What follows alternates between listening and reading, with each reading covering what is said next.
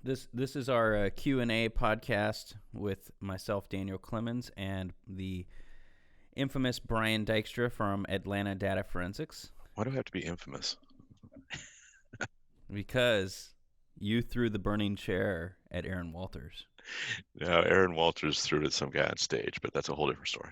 Yeah, yeah. So the theme for the podcast, we've got a few different things I'm going to go through.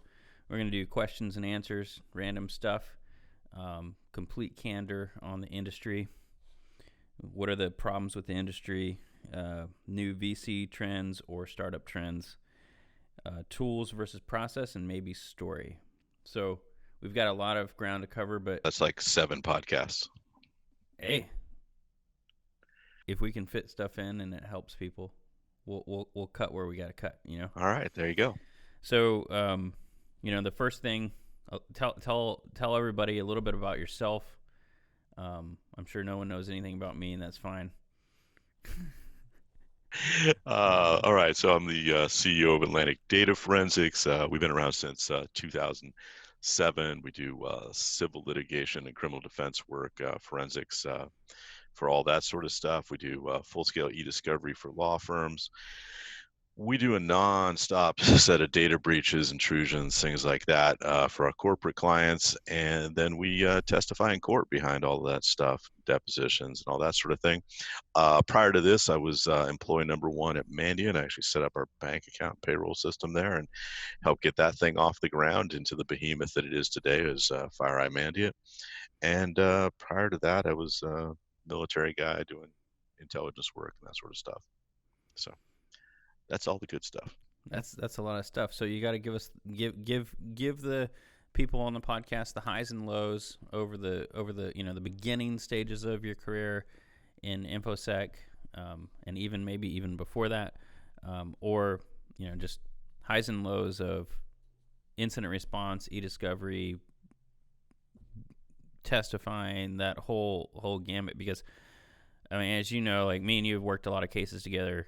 I'm not really a fan of even getting close to a courtroom. Things are not like I'm the full spectrum color guy, and I don't fit well in that. But you guys have always been awesome at that. And then we've sat together on a million IRs and long term investigations. Probably I don't know anybody else that's probably done as many long term investigations as probably me and you. No, we did really long. I mean, I think what is our the what's the record we got? Like 3.5 years or something like that. Yeah, at least. When did we start that first one? 2008, and that one went forever. Yeah, Yeah. that 2008 that went at least till the middle of 2012, maybe. I'm not Yeah. sure. And then a fine AUSA ended up bumbling the case, and the guy went free. But we won't talk about that because I can't.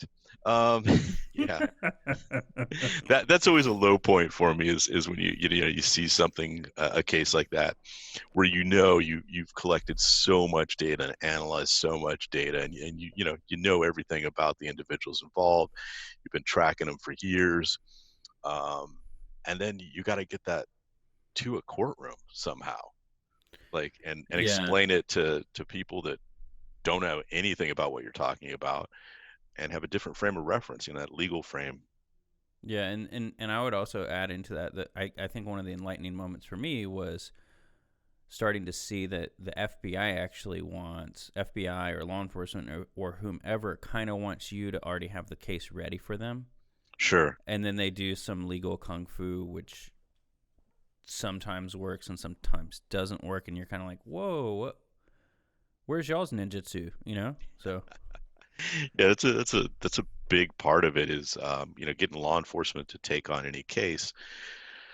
A couple things come into play. I mean, yeah, you got to come to them with a case pretty much already pre-packaged, right? It's ready to go. Here's all the data, here's all the forensic images, here's all the documentation, here's my affidavits about this and that and another thing. Here's all the log analysis is complete. I actually participated in a criminal case recently where I realized I'd done all the log analysis. I was showing the log analysis to both counsel I was working with and to a U.S. attorney, and it wasn't helping. Neither one of them understood. Fortunately, I'd made a little chart earlier in the day, like a little graphic, and I was like, maybe this would help. And I pulled out like a 4-block PowerPoint of like, this goes to this, goes to this, goes to that log thing I just showed you. And they're like, oh, why didn't you say that? And I'm like, well, technically I did. So it's super challenging, even with counsel we work with all the time, to explain technical data like that. But and it's definitely a lot like you see it on TV, right? No secret data, no. Yeah, you don't have a CSI room either? Right next to my room full of a big stack of dirty money. Yeah. No, unfortunately, we just servers, right? Nothing special. No lasers. Never lasers, man. If you're looking for lasers, that is never the answer. It's you know my theories on that.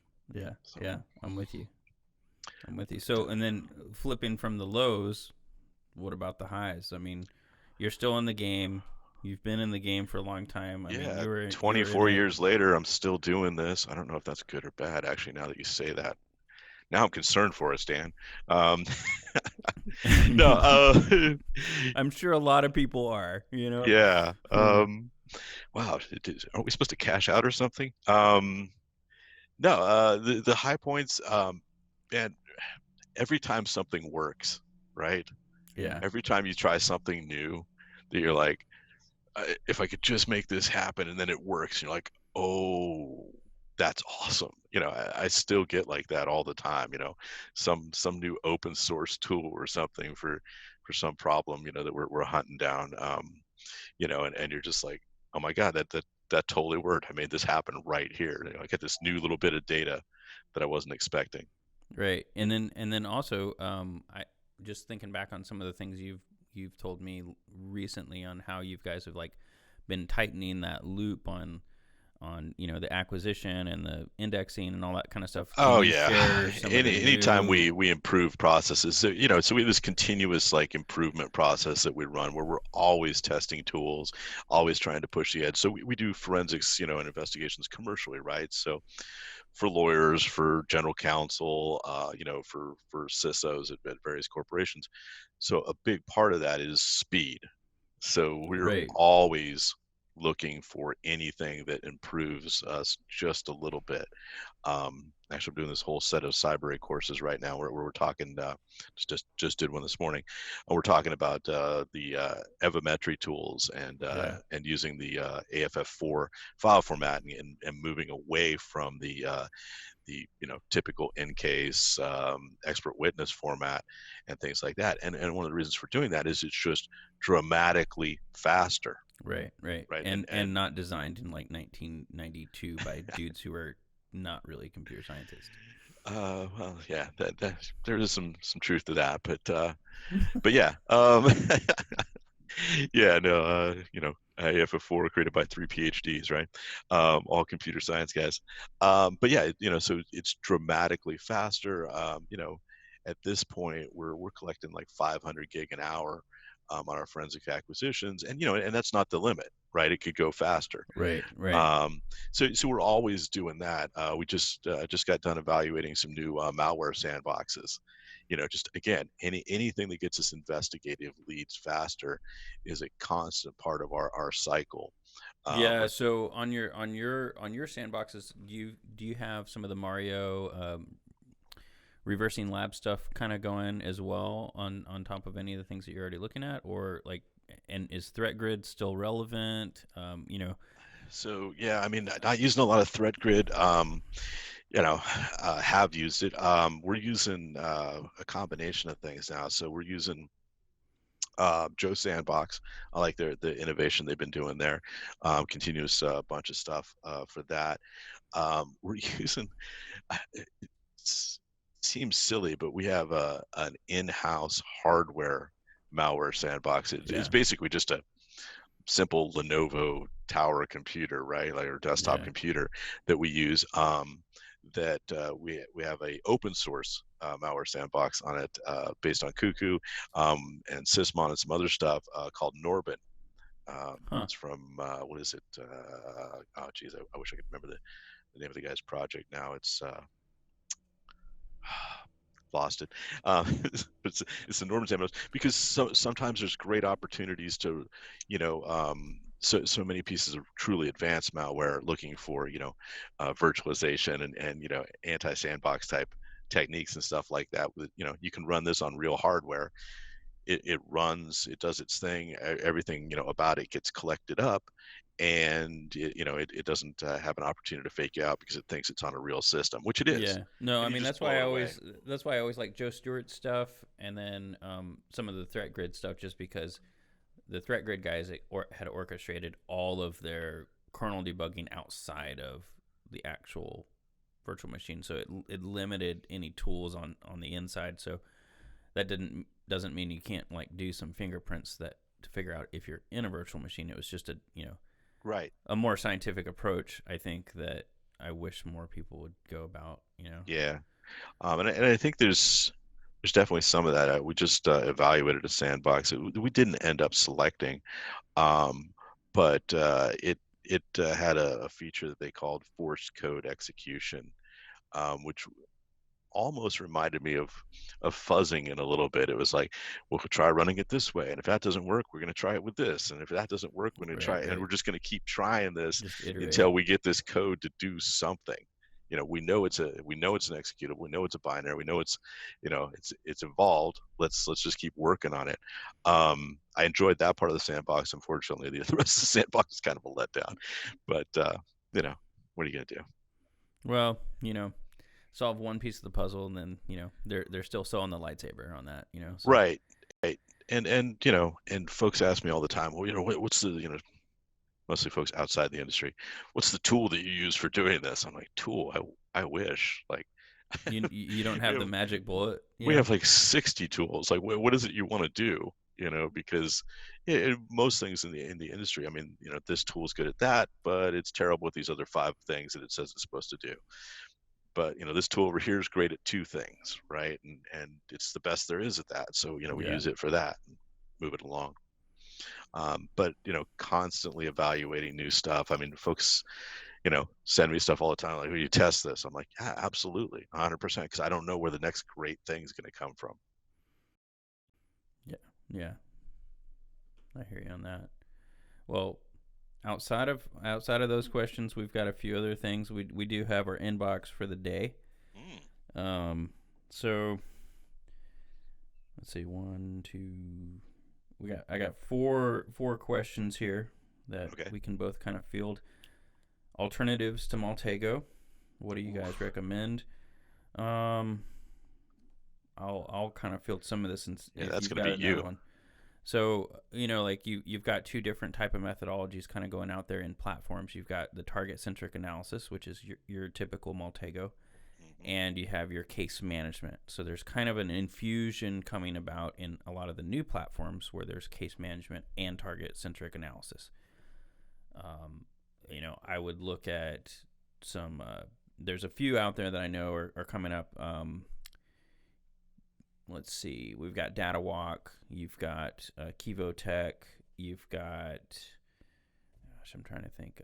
I think it's Semantic AI. I haven't played with the Semantic AI one. All of those are kind of.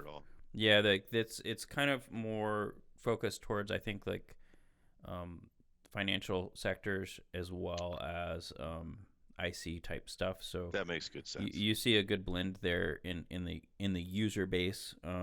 But we haven't fully integrated into that yet. So I can't say like what's good or bad, but as far as alternatives to Maltego, if you're used to a target-centric type platform, Kaseware's good, but it's heavier on case-centric, but it does have some target-centric stuff. And then IBM, the new i2 Connect. Right. They're trying to really push the same type of style of target-centric stuff, but there's some other hurdles there, price point and deployment costs, that kind of stuff. So isn't it weird how we're both in investigations, right? And yet two so dramatically different. Like the tool set you just described, not my normal tool set, but a completely valid part of the investigation, right? Like Yeah, a yeah. huge chunk of the investigation. Yet I'm not familiar. I'm like constantly surprised people walking up like, "Hey, do you use this tool?" I'm like, Yeah, no, I've I'm the never same heard of that way. tool." I mean, there's just so much stuff going on. I've just Yeah. been seeing this big trend recently with some of the folks that we deal with is, we're doing a lot more OEM integrations on our side. Hmm. So we get to see, there's probably 6 or 7 in the pipeline that we're integrating with. Well, I And think the market's looking for that right now. yeah, the market is looking for that. And I mean, I've heard that from a lot of different, VC folks saying, hey, we're going this direction with trying to push platforms.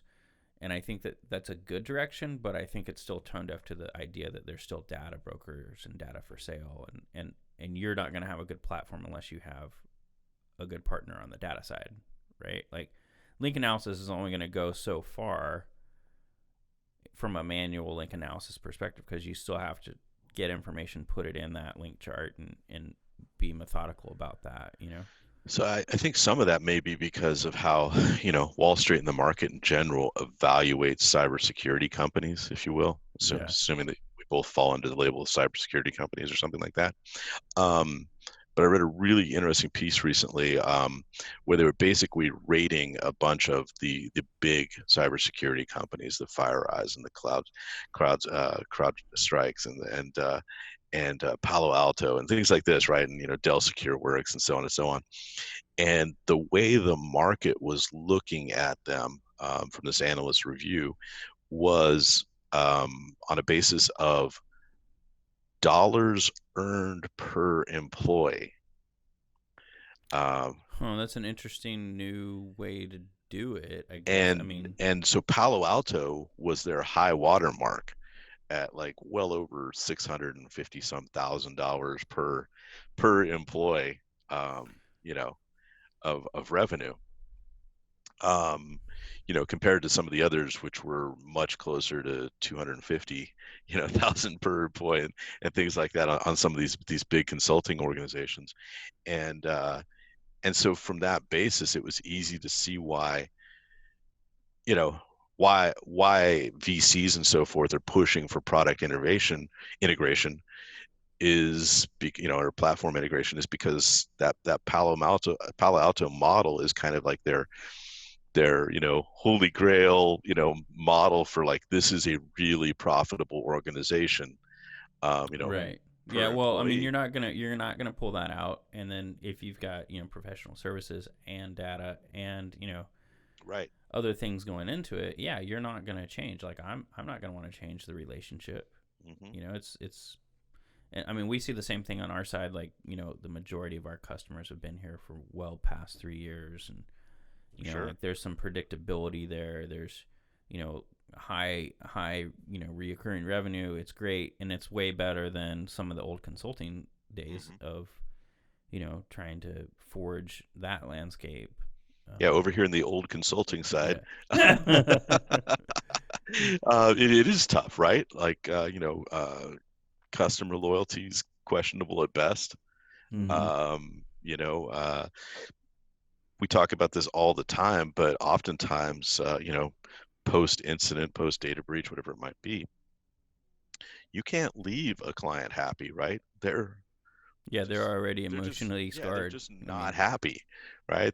Something went wrong and they got burned and we help them as best we can, work their way through it, but that's frankly they don't want to see you again once it's over, right? Because negatively associate you with that incident in their head and stuff like that. So it's a tough road. And then of course we work with a lot of other big consulting firms and and law law firms, firms, yeah, the law right? And firms, that's a very fickle business. yeah, they've got Porsche-itis. That's what I call it. The law Yeah. firms, they never want to really invest in the next thing in the business. They want to like get their Porsche. Which, hey, I'm Yep. all about the dividends too. Yeah.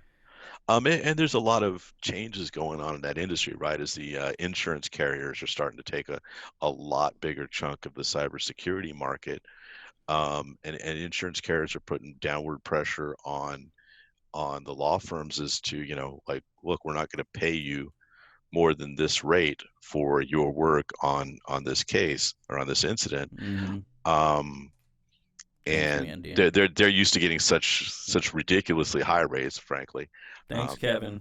Sorry, law firm guys, that I just outed your rates. Love you. Yeah. Call me. No, I was just blaming But Kevin. no, Like, it's not his fault. I mean, that so it's, you don't see it so much on the cybersecurity practitioner side, where you see is since the insurance companies are now choosing, basically who gets the incident, right? mm-hmm. Um, there's downward pressure on the law firms to bring their rates, closer to the high but more normal rates that a cybersecurity practitioner is charging for what they do, or forensics folks, or incident responders, that type of thing. And that's creating this like weird new dynamic in the industry. So you've got what the CISO and the general counsel of the company wants, but then you've also got this external entity that's paying for it that wants what they want, Yeah. and then Yeah. so on and so on. Yeah, we've seen that. I mean, just even with some stuff that you and I got pulled into last week, Yeah. It becomes complicated because you have another chef in the room versus you running your own business. It's kind of like healthcare. Yeah. Um, Absolutely, like that. Where there's always a regulating entity looking over your shoulder, right? So yeah. So our next question, I'm gonna punt this one. I think we could have a whole segment on this question. What is it? You can't tell me that. Thoughts on disinformation. What are the threats for 2020? Ooh, yeah, you're right. Yeah, I think we could talk about disinformation in history for a few podcasts probably, but let's just pause on that one. Like, I don't really want to go into that one. There's too many landmines on that. All right, so the next question we've got: I'm new to investigations and OSN. Where do I start? I'll say, like, for me, like, it was just starting with the basics of investigation. OSN is just another word for investigating things in a different realm, that being things I can get that's publicly accessible. We'll see the change in that term to public accessible information here soon, with the new Ninth Circuit Court of Appeals ruling. Yeah, and the National Defense Authorization Act has a lot of that stuff in it for different agencies and groups in the government having a new charter or a new mandate that they're going to have a PAI type capability across the board. So it's going to be good for a lot of people. But where to start? I mean, start with the basics. Questions. Who, what, when, where, how, like what we used to do with putting the butcher paper up in the room. Yeah, no, have to tell people that all the time. There's no magic to investigations. There's no big red button like you're saying or something like that. Right. No tool is going to investigate it for you. You see that quite often, right? People purchase something and they're like, oh, I'm going to buy this and I'm going to put it in and it's going to solve all my problems and I'm going to have all the, it's like, it's probably not how that's going to work. Right. Heard that pitch a few times now. AI and machine learning are not going to do your job for you. It's going to be a bunch of different factors. And you have to start with, just what you said there is, who, what, when, where, why. Some of the old hackneyed, questions like who profits from this? Like, it's always big on the, internal investigations and things we do is like, why would somebody do this? To whose advantage is this? Right. Is follow the money. All those different old school traditional investigative things come into play. And I feel like the technology is just a layer on top of that, right? Yeah, I mean, it's just an augmentation of what you should be already doing. Right. I would say just watching different people try to get in the space and either have success or failure, it also has to do with like not trying to fit a narrative into what you're investigating, right? Like making sure that bias, like when you write that executive overview, like, and we concluded, A plus B equals, C, not saying A plus B equals Z, and it's just obvious without any findings. Like, Yeah. if you don't have the findings, you don't have the timeline, you don't have the artifacts, like, I'm sorry, who cares? You know what I mean? Like, So Atlantic Data Forensics corporate motto is, in data there is truth, right? The data just tells you what the data tells you. It doesn't care. I yeah, mean, yeah, it's not red, it's not blue, it's just data. And it doesn't have a side, it doesn't want a side. And yeah, that's a problem that we see. Obviously, we see that when we work criminal defense cases, things like this. We frequently see very very one-sided investigations done. mm-hmm. Um, where we're frequently hired to do third-party neutral reviews on cases. So some cases will be brought into a courtroom. One side presents their side, the other side presents their side. The judge looks at it and says, both of these sides seem very biased. I have questions that I don't trust either side to answer. So they'll actually issue a court order for a third party neutral. We'll get hired. Both parties agree upon us. And again, we're basically reviewing the case, going, I have no horse in this. I don't care, Right. whose way this swings. I'm just trying as best possible from the data available to answer the basic questions that the court wants answered. Who did what when did these files exist, when did this specific thing happen, if it happened at all, Mm-hmm. things like that. That's it is something that has to be learned. I think I told you about this recently. I reviewed a forensic report from a junior investigator, and they went into their report writing. The quality of the investigation was pretty well done, but they went into the report writing assuming that the subject of the investigation was, for lack of a better term, guilty of whatever the charges were against them, and it made for a very biased reading report, where it looked as if they were trying to prove that the subject did this thing, rather than, hey, there was this charge and we checked on all of these relevant data sources to see if that charge could be substantiated or not. Which is a very neutral way of looking at things. Not, hey, there was this charge, so I went to see if I could figure out whether this guy did it or, or prove that this individual did it. It's like, that's not exactly a neutral sort of investigation. Yeah, yeah. I mean, and that's also why timelining is so important, and sticking to your questions and answers and your scientific method. And I mean, just what does the timeline tell you? It might show you something different than who's trying to push you towards the narrative. And I mean, like we've had that a few times where. How many times have we been saved on an investigation by timeline?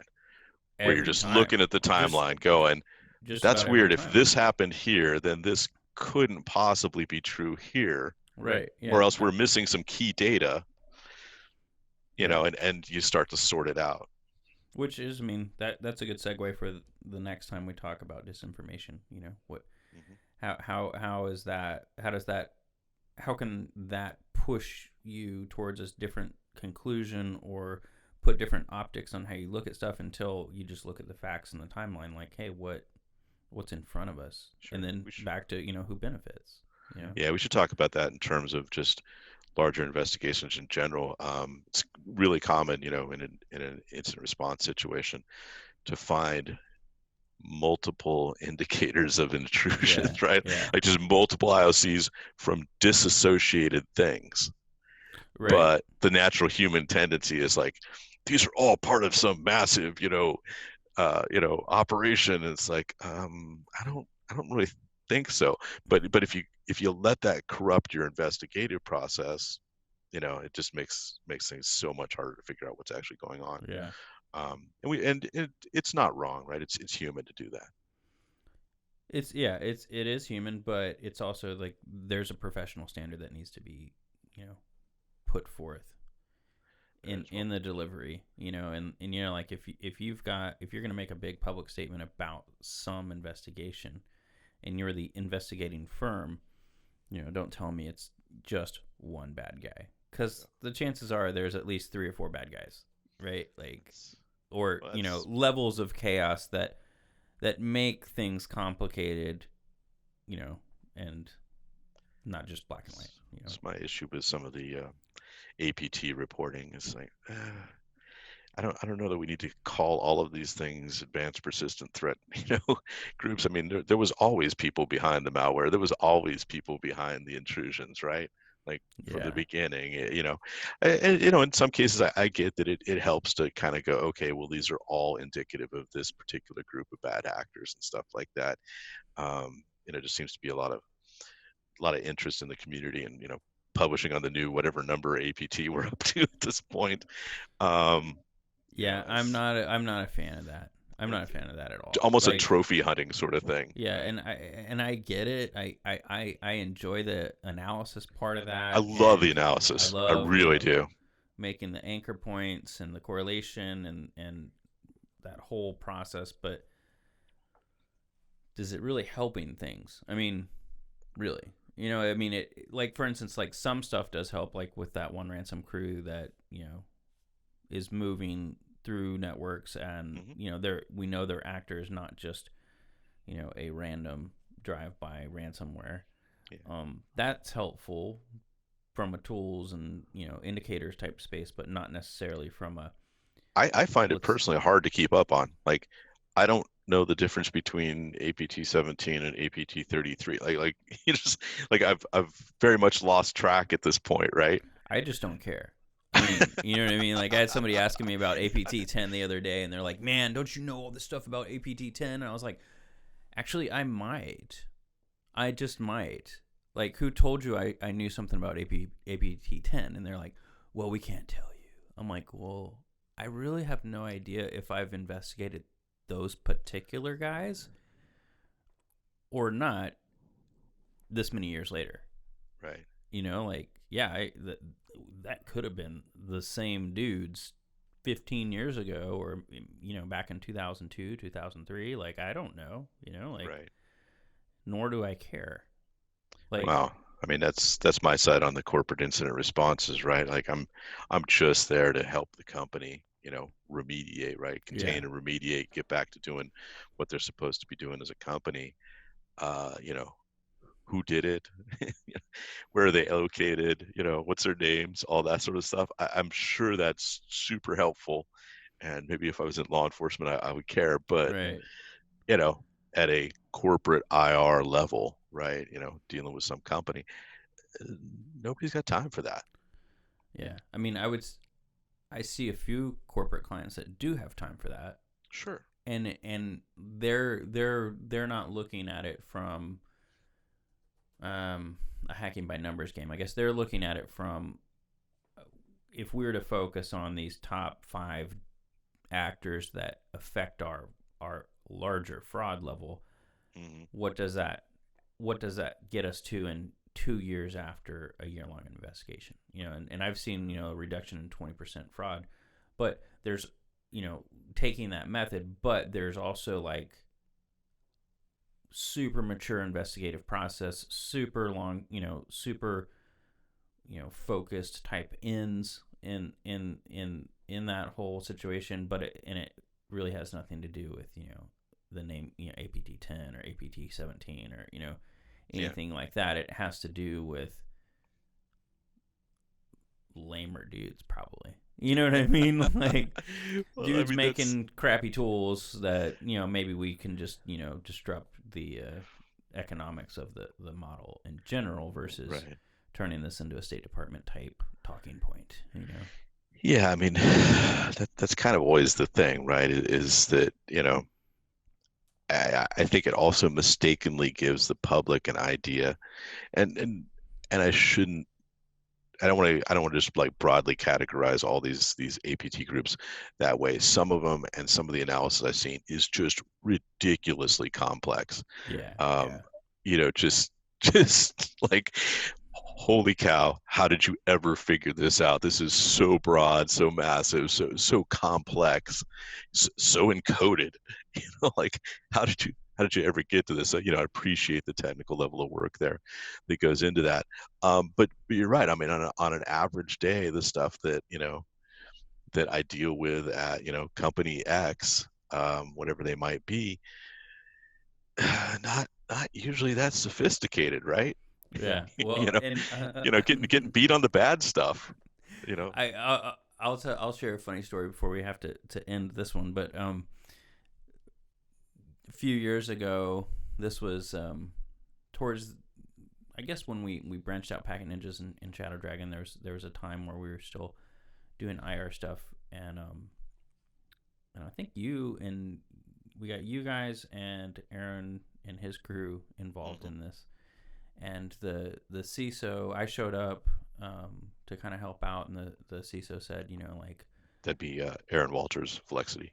Yeah, Aaron Walters Flexity, super awesome, #great. The CISO says, I just think these are a bunch of script kiddies. And I was like, so do you guys have two-factor authentication? No.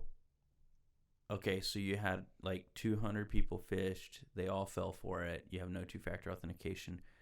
And I just said, look, man, it doesn't matter if they're script kiddies. You have no visibility. You have a flat network. You have no two-factor authentication. Why are you even bringing up the fact that you think it's script kiddies? Well, we took down like, half of the accounts already. I'm like, that you know about, right? Like, so the consumer side is kind of infected too with this, a lot of buzzwords and classifications themselves with no real knowledge of what they're talking about, which to me, that's kind of sad. Like that paints a different picture of some of the CISOs that are out there. Right. I mean, I don't care if the attacker's 16 at some high school, or it's a Russian organized crime thing, right? I mean, they got into your network. Does it really matter who Right. they Yeah, were? we can't downplay the risk when you have a crappy network, Right. Yeah. And so Oh, that's all my ransomware clients right now. So sad. I know, man. Like, just ingress egress filtering, DMZ, two-factor authentication, The like, simple old school stuff. Like, that is not a product. No, not a product. It's just a process. You got to just keep going into work every day and just improving your network a little bit more here, a little bit more there, extra control here that, it's only going to catch this many things, but that combined with all the other controls I have in place now gives me lots of early warning, That's the trick. And there's no, you can't buy your way out of it, right? True. It's all day, every day. All right, Bryan, we've got other questions, but I think we can save them for another day. All right. All right, man. Awesome. Thanks. I will talk to you later. Adios.